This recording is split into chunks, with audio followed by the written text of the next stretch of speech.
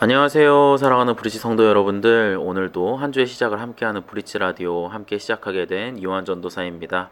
네, 저와 함께 항상 해주시는 김성찬 목사님 모셨습니다. 네, 안녕하세요, 성도 여러분. 네, 감사 특방도 끝났고 저희 이제 뭘 하면 좋을까 생각하다가 또 좋은 아이템이 발견됐어요. 네, 지금 아무래도 전 국민이 아마 관심 있게 보고 있을 것 같은데 월드컵이 또 시작하고 있지 않습니까? 네. 그래가지고 이제 월드컵에 대해서 한번 이야기를 나눠보면 좋을 것 같아가지고 오늘은 이제 월드컵 특집으로 한번 준비를 해봤습니다. 목사님 혹시 경기 좀 보셨나요? 일단 이제 이변들이 속출했다. 아, 그쵸.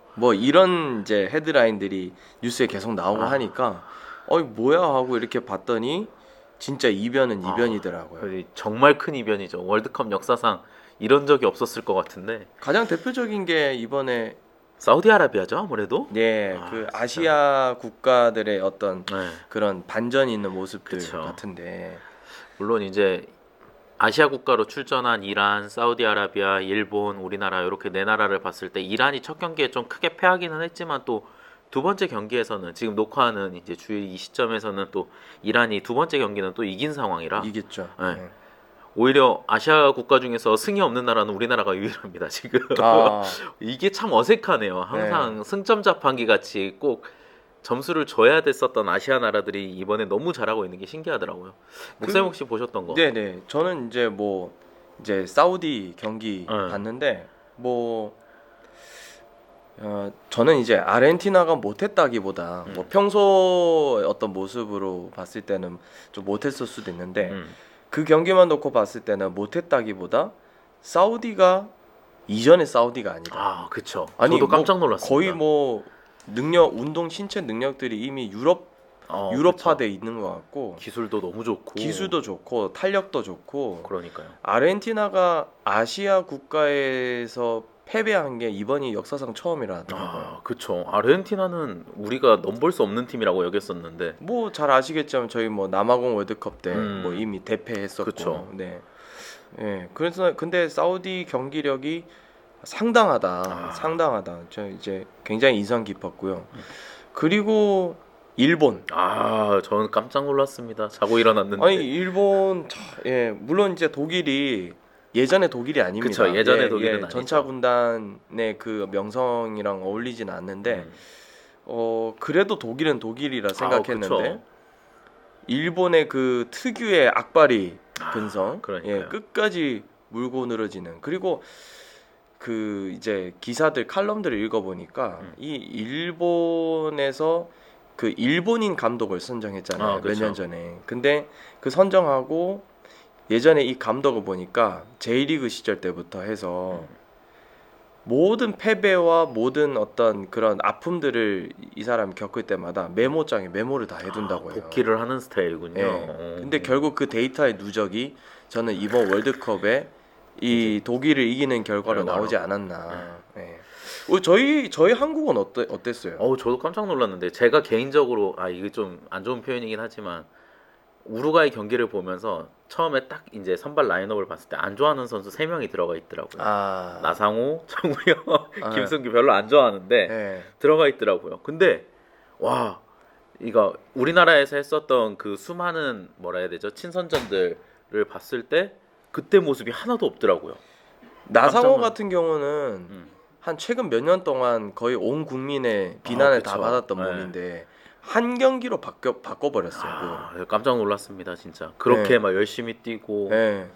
그 거의 뭐- 음. 폐가 심장이 터질 정도로 뛰지 않았을까. 그러니까요, 예. 진짜. 예. 보면서 저 선수가 저런 제가 K리그도 종종 챙겨 보는데 네. K리그에서도 그렇게 안 뛰었었는데 예. 확실히 국가대표라는 그 이름이 주는 그 무게가 있다 해야 될까요?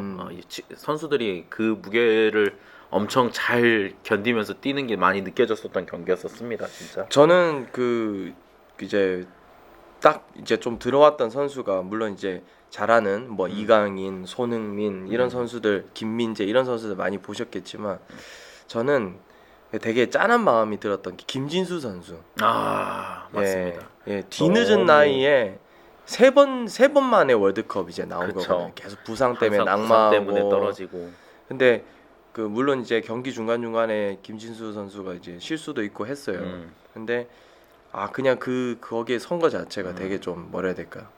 예, 인간 승리 약간 이런 느낌 들어서 되게 좀 좀 눈에 잘 들어왔던 것 같고. 네. 경기력은 어땠어요?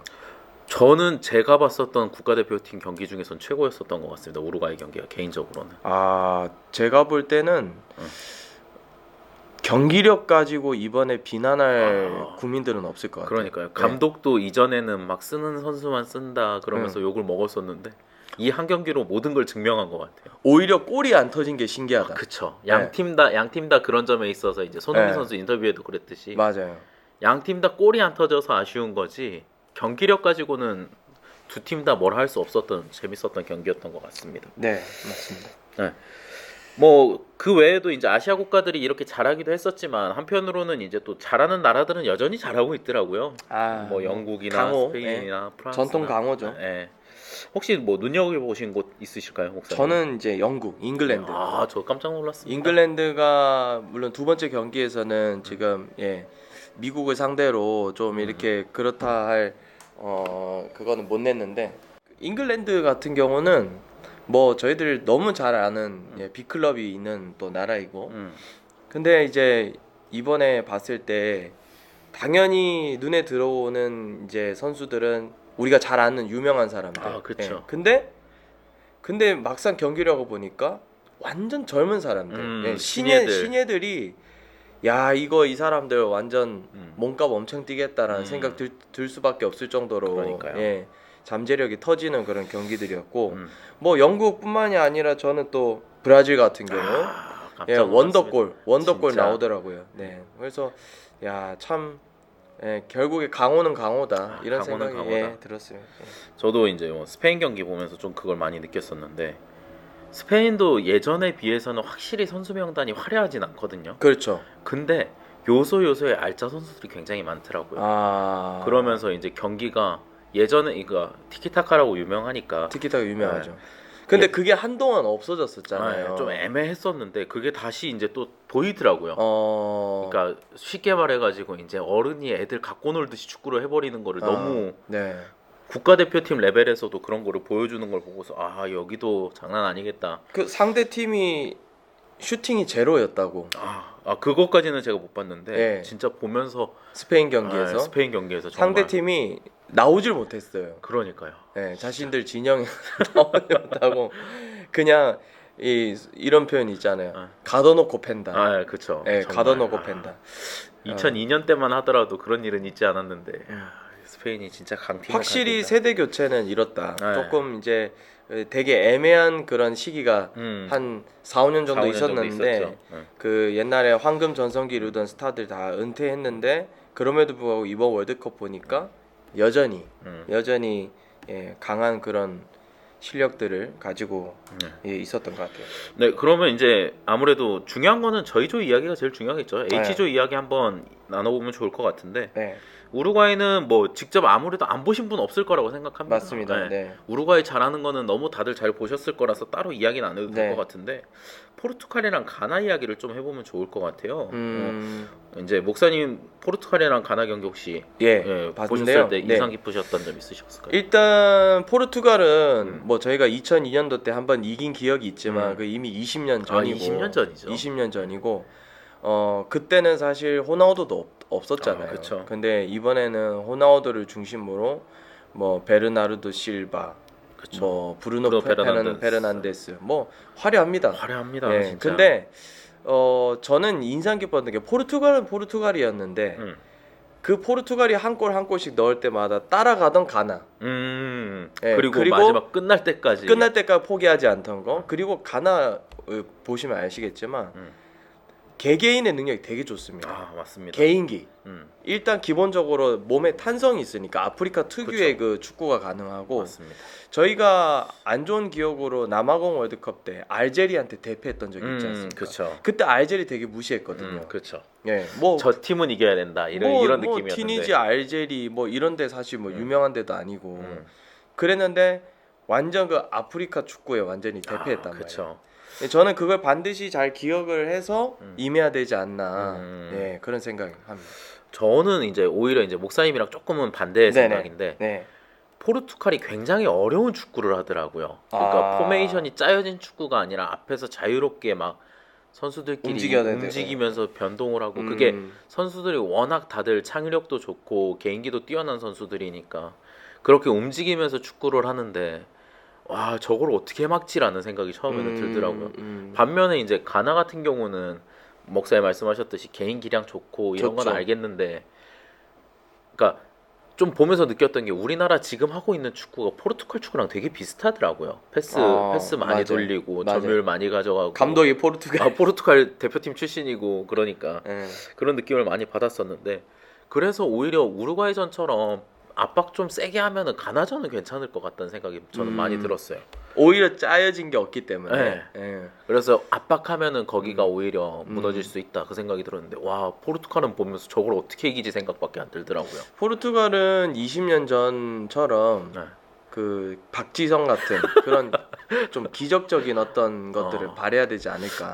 그렇다면 한번 여쭤보고 싶은 게 그런 선수로서 뽑을 수 있을 만한 게 목사님은 한 명만 골라주시면은 저는 뭐 좀 죄송한 얘기지만 그 첫 경기에서 황의조 선수가 이전에 국대 경기에서 보여줬던 퍼포먼스보다 조금 떨어진 느낌이다. 그쵸 많이 떨어졌죠. 예, 본인도 소속팀에 갔지만 적응 잘 많이 못 이렇게 뛰고 못한 있고. 상황이었고 그래서 그런지 찬스가 왔을 때 보통 찬스를 안 놓치는 선수인데 그런 면에서 같은 포지션에 있는 조규성 선수의 활약을 좀 기대해 볼 수 있을 것 같고 또 저희 우루과이전에서 중후반에 나왔던 이제 이강인 선수 이강인 선수가 딱 나오면서 그 사실 이강인 선수 딱 들어오기 직전까지 네. 조금씩 우루과이한테 점유율이 넘어가고 그래서 있는 좀 상황이었거든요. 답답했었죠. 네. 예, 중원에서 우루과이 중원에서 특유의 그 발베르데를 중심으로 한 예, 그 압박과, 그 압박과 뭐 그런 공격들.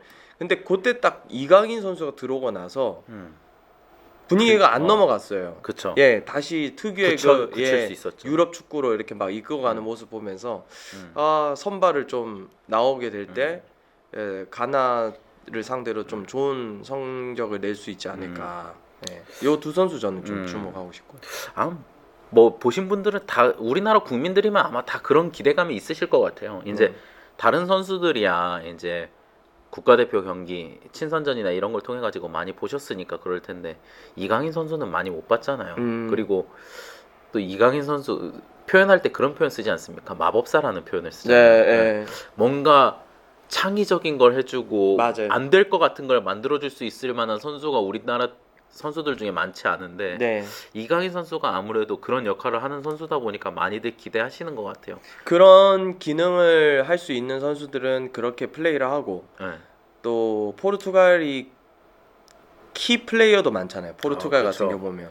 그래서 그 묶어야 될 선수가 너무 묶어야 될 많죠. 선수가 많으니까 제가 우루과이전을 보니까 이재성 선수가 엄청나게 뛰더라고요, 진짜. 장난 아니더라고요. 네, 혼자 거기가 그냥 발베르데를 잡았어요. 다 쓸고 다니더라고요, 정말. 만약 이재성 선수가 발베르데를 전담 잘 못해줬다면 발베르데가 활개를 치고 날라다녔지 다녔겠죠. 않았을까. 네. 근데 그런 이제 역할들이 이재성 선수한테 똑같이 또 좀 필요하지 않을까. 뭐 같은 포지션에 있는 저기 작은 정우영, 작은 정우영 선수 같은 경우도 그럴 것 같고요. 네, 전체적으로 재밌는 게임들이 되지 네. 않을까. 첫 번째 경기를 너무 잘했어서 더 기대가 되는 것 맞습니다. 같아요. 네. 그래서 이제 마지막으로 한번 이제 성도 여러분들께 이벤트를 한번 해보자 하는데요. 네, 오늘 저녁에 오늘 저녁이죠. 네. 오늘 저녁에 이제 월요일 저녁에 2라운드 경기 가나전 경기가 있는데 2라운드와 3라운드 가나전과 포르투갈전 승무패로 할까요? 스코어는 너무 어려우니까 네. 승패를 맞추시는 분께 저희가 작은 선물을 드리는 걸로 댓글로 남겨주시면은 저희가 작은 선물 드리도록 하겠습니다. 네, 그러면 지금 남아 있는 가나전과 포르투갈전의 승자를 그쵸? 한국이 이길 건지 질 질 건지 건지. 거기에 대한 댓글을 남겨주시면 저희가 최종 결과가 나온 결과 직후에 나오는 순간 바로. 선물을 나눠드리도록 하겠습니다. 그리고 또 하나 이제 승무패만 하면 너무 재미없으니까요. 뭐 연관돼 있는 거지만 16강 진출한다 안 한다로 또 댓글 남겨주시면 그것 또한 이제 같이 이벤트로 포함해가지고 네, 맞추시는 분께 선물 드리도록 하겠습니다. 네. 아, 목사님도 거셔야죠. 이쯤에서 한번 들어볼까요? 목사님 어떻게 생각하시나요? 저는 네. 1승 2무로 16강을 갈 것 같아요. 1승 2무. 예, 지금 저희가 1무가 있는데 음. 가나를 이기고 포르투갈과 비기지 않을까. 음. 포르투갈은 한 1대1 정도? 1대1 정도. 네. 그리고 가나는 2대0 예상해 봅니다. 가나 2대0. 네. 저도 가나는 2골 정도는 넣을 것 같아요. 네. 근데 포르투갈전은 진짜 모르겠습니다. 저는. 네. 워낙 그래서- 지금 강해가지고 저는 개인적으로 1승 1무 1패 할 것 같은데 1승 1무 1패. 네, 저는 포르투갈전 진다 쪽에 아. 지금 생각하고 있어서 사실 그게 객관적이에요. 네. 네. 저희 그 전 세계 언론에서는 저희 최하위로 평가하지 그쵸. 않았습니까? 예. 그랬었는데 지금 그러다 보니까 1승 1무 1패가 되면은 음. 승부패가 이제 아무래도 뒤집히는 경우가 생기니까요. 어, 그래서 저는 여러분들- 16강은 잘 모르겠습니다. 아직까지는. 네. 우리 라디오를 듣고 계신 성도 여러분들 응원 많이 해주시고요. 저는 아직도 기억에 남습니다. 우루과이전 시작할 때 네. 우리 대표 선수들이 애국가가 나올 때 네. 제가 평소에 볼 수 없었던 비장함들이 얼굴에 되게 많더라고요. 그러니까요. 긴장을 풀고 싶어서인지는 모르겠는데 음. 애국가도 되게 크게 부르고요. 예. 그렇게 비장하게 임하는 그 선수들 모습 속에서 되게 국민으로서 되게 좀 마음이 웅크한 예, 느낌이 있었죠. 마음이 너무 좋았습니다. 성도님들 응원 많이 해주시고 저희들 다음 주에 아주 기쁜 마음으로 다시 라디오로 여러분들 찾아올 수 있으면 참 좋겠습니다. 네.